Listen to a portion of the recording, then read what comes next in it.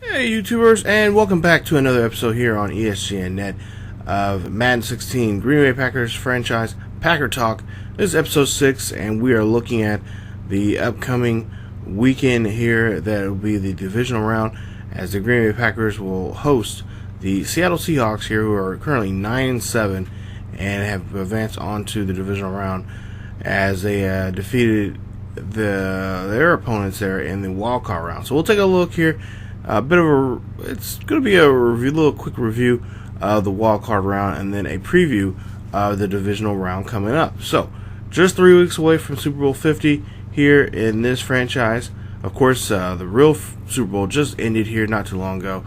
So, congratulations to the Denver Broncos for being the NFL champions this season, as they had a great year here. And, of course, seeing Peyton Manning get his ring here and probably going into the sunset here as a champion here, leaving on a good note. Congratulations to him. So, there you see here, at least in our version here, the Packers are undefeated, and they're getting ready to go to play the Seattle Seahawks. Let's take a look here. Take a quick look at some of the wild card matchups here. You got Denver versus Cincinnati. There you see 41-31 there for the Patriots getting that victory there. High scoring game there, really no defense there, and not what I was really expecting. I really thought it was going to be a close defensive game there from two good defenses. Really, you see Tom Brady, 271 yards, 3 touchdowns for him. Andy Dalton, 349 yards there. Wow, 3 touchdowns, but 1 interception there. What a game he had. There you see some of the rushing numbers there. Blunt, 76 yards, 16 carries for 1 touchdown. 18 carries, 73 yards for Hill. He had a touchdown there in that game. And I believe Brandon Bolden there, yes. There you see 6 carries, 5 yards, and 2 touchdowns there for him. So pretty much they used him there in the red zone there, right on the goal line, to get those touchdowns. And then you see Element. He had that 1 rushing fumble that they had. But yeah, just a good back and forth game here. No defense here, just really a showcase of their offenses and what their offense can do. But Tom Brady and the Patriots happened to be the better offense that day, and taking the victory there against the Cincinnati Bengals. So great job there from them. Excuse me. And they'll move on. The Patriots will move on to the next round here, and we'll show you guys what's going to happen in the divisional round here in just in a while here. So, great game there for the Patriots as they move on. Personally, I kind of wish the Bengals would have been the victors there, but hey, I don't get to pick and choose who wins and who loses in these games. So. But yeah, it just Andy Dalton, 349 yards, 3 touchdowns, 1 interception. You got to talk about a great game there he had, and just a shame that he just couldn't do a lot more with that offense that he had there. And of course, lack of defense there, and that's what pretty much came down to whoever had the possession of the ball last was pretty much just going to do the honor of taking the victory there in that ball game. So there you see some of the defensive numbers there. You guys can check those out and whatnot. But just a pretty decent wild card weekend, and we'll get into another game here in just a bit. But like I said, Packers are undefeated, and they'll of course have that bye week. They just had that bye week there with the wild card round, and they'll move on to the divisional round. They'll be playing the Seattle Seahawks, and we'll see who the Seattle Seahawks played here in just a moment here. So we'll take a look here and see that the Saints will move on to the next round, 42-20 there. Again, another team scoring 40 or more points, and there you see New Orleans just doing a good job there, really coming alive there in the fourth quarter there as they scored 14 there and pretty much just dominated the game throughout against Cam Newton and the Carolina Panthers, who, of course, went to the real Super Bowl this year and were defeated in that game. But there you see a little over almost 40 minutes there for the Saints there in that ball game. But we'll see here, Drew Brees, 232 yards, 2 touchdowns, 1 interception. Cam Newton, 163 yards, 1 touchdown, and 3 interceptions there. He had not so great of a game there, as that defense of the Saints really roughed him up. And kind of looking at some of the numbers, almost on the same way he was roughed up in the Super Bowl. But Mark Ingram there, you see 24 carries, 116 yards, 1 touchdown. C.J. Spiller doing a good job there, 14 carries, 61 yards, 2 touchdowns, that 1 fumble. There you see Artis Payne, 1 touchdown, 14 carries, 43 yards there. So just a really good ground game there, coming from the Saints there, not doing too much in the air, as Cam Newton and that, or I should say the defense there for Carolina, they're just doing a great job of really locking down what Drew Brees was going to be able to do. There you see Greg Olsen, 4 receptions, 30 yards, 1 touchdown, and you got Cooks there, 1 touchdown for four receptions and 60 yards there on that game, and then Benjamin Watson there. You see 2 carries, 2 receptions. It's a 16 yards and 1 touchdown. But yeah, overall, just a great, just looks like a very great defensive game there, coming for the Saints there in that game. As like I said, just defense right there. It came down to it for against the Carolina there. They just couldn't do what they wanted to do, and just really just had a tough time there. They stopped the passing game, the Carolina was able to stop the passing game, but the running game came down to it for the Saints, and the Saints just like, okay, fine, we'll just go with the running, and we'll just rush the ball there. So, and of course, as we just seen there with the numbers for that. So look at some of the defensive numbers there. You guys can check those out, pause the video and whatnot. But yeah, the Green Bay Packers, or I should say the Saints, just have a really good game there. And like I said, over almost close to 40 minutes of having possession of the ball there. That will really do it to you when you have your opponent defense out there, trying to stop you. You can pretty much do everywhere you want and just really have them run ragged. And that's what the Saints did to the Carolina defense there. Just made them run ragged and just pretty much couldn't really pass the ball as much as Bruce probably wanted. Hence with his how many completions he made, and also with the yardage that he had in the game, they just pretty much ran the ball and just did a good job of just making them, the Carolina defense stay out on the field. Now we'll go ahead to the next game here. You got the Chargers versus the Steelers, and this one was a good game. This was a pretty good, a little bit more defensive matchup there. You see the score, 37-31. Again, defense not as bad as the other games were, but a little bit better there, a little more tighter. But there you see the Steelers will move on to the next round. There you see Ben Roethlisberger, 4 touchdowns for him, 250 yards. Rivers, 348 yards, 3 touchdowns, no interceptions for either guys. Their passing rating there just right near 120 there for both guys. As you see, there's Ben's completing 7% of his passes, and there you see Phillips completing 63% of his passes. 27-37 for Ben Roethlisberger there, and just had a great game there. Enough for his team and to go on to the next round. Le'Veon Bell, 22 carries, 126 yards, no touchdowns. And then you see Todman, 14 carries for 62 yards, 1 touchdown. Danny Woodhead, there you see for the Chargers, 11 carries for 42 yards, 1 touchdown there for him. And you see Ben Roethlisberger had a couple carries there, 3 carries for 10 yards, but he did have a fumble there, and he actually was a fumble in the red zone there that they really could have caught. They could have actually did some damage there if they would have been able to score there. They would have actually been able to pull away, but the Steelers were able to get the ball back there in that situation there, and I had to settle for 3. So we'll take a look here and look at some of the receiving numbers there. You see Heath Bell, 5 carries, 44 yards, 1 touchdown for him. Todman, 2 receptions there, 14 yards and 1 touchdown for him.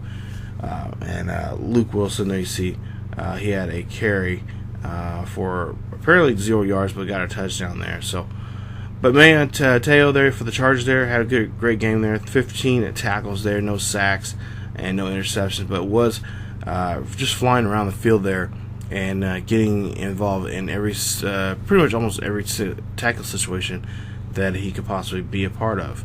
So great day for him, but unfortunately not enough to really to do damage really to their offense there. As like I said, Ben Roethlisberger and the Steelers move on to the next round. So yeah, just a really great defensive game, a lot more better than the first game that we just showed here on Packer Talk. But that being said, we'll have to see what the next rounds are for the next teams.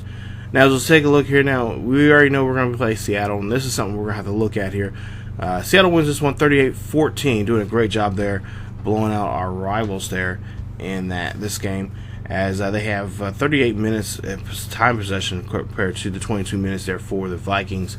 And that's something we're going to have to really focus in on, is try to do the same to the Seahawks when they come up to Green Bay. Now, last time we played against Seattle, it was in week 2, and that was a very good defensive game there, as defenses were the main attraction there, and it was there was times it was kind of tough trying to score there, and we'll have to see if we can change that here in this game coming up here. So look at the numbers there. Sean Hill, 236 yards, 2 touchdowns there. Of course, guy we're going to have to stop is Russell Wilson, 232 yards, 2 touchdowns there for him, along with his backfield compadre, that being Marshawn Lynch.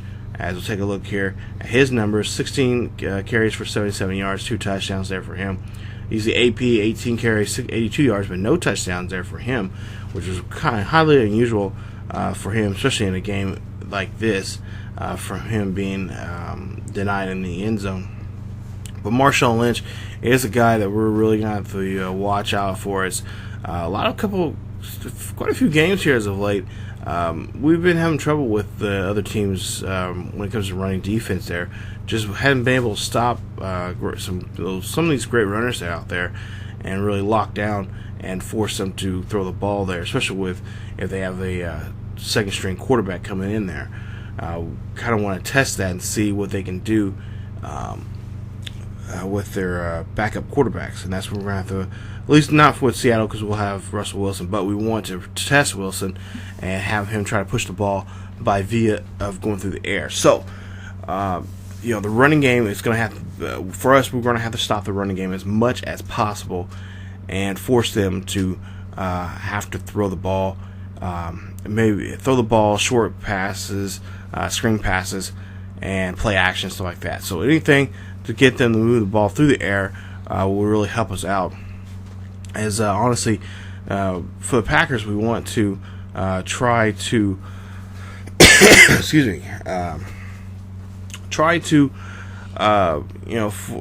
really test our own corners there, as we been having trouble with corners all season long, and corners at times been getting burned. That's something we want to try to address.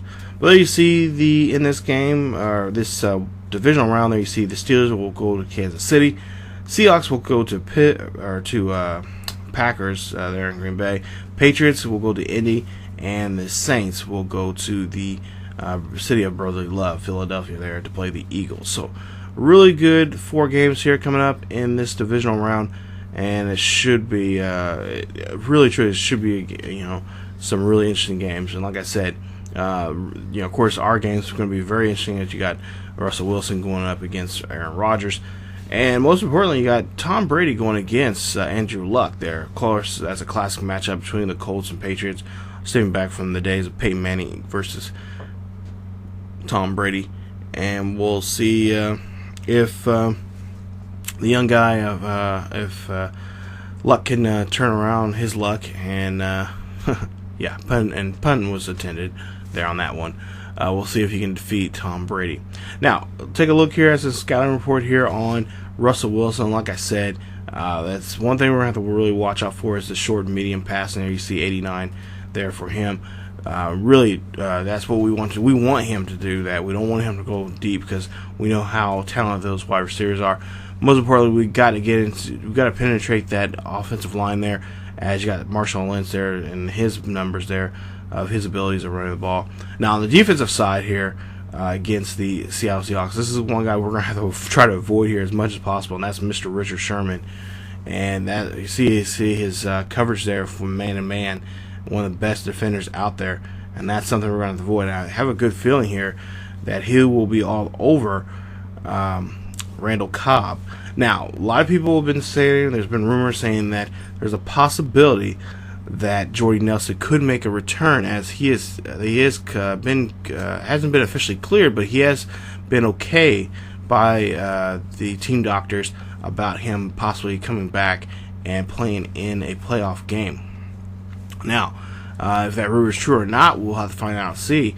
There is supposed to be a press conference here, I believe on Friday afternoon, about that, and we'll have to see if that is going to be true about him possibly playing there. So there you see Cam Chandler there and his numbers there.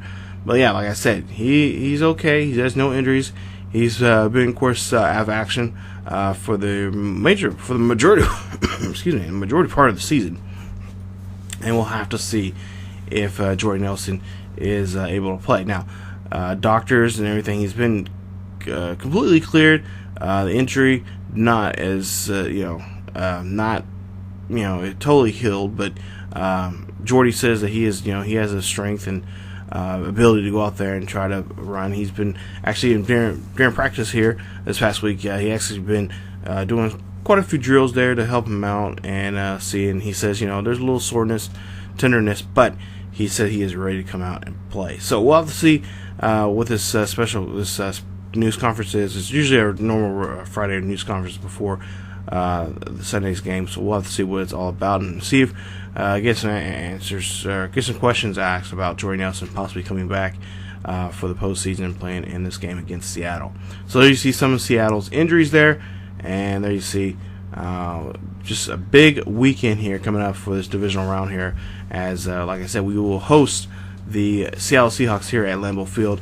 It's a late game on a Saturday night there, and should be a good one. So there you go, you guys. That is it for this episode of Packer Talk. Like I said, we'll find out, see if Jordy Nelson will be able to come back here in this next episode, or in the next episode of Packers Talk or Packers Franchise, and see him making his debut, NFL his season debut here in the playoffs here, and see what he can do to help out this ball club and try to move on to the next round.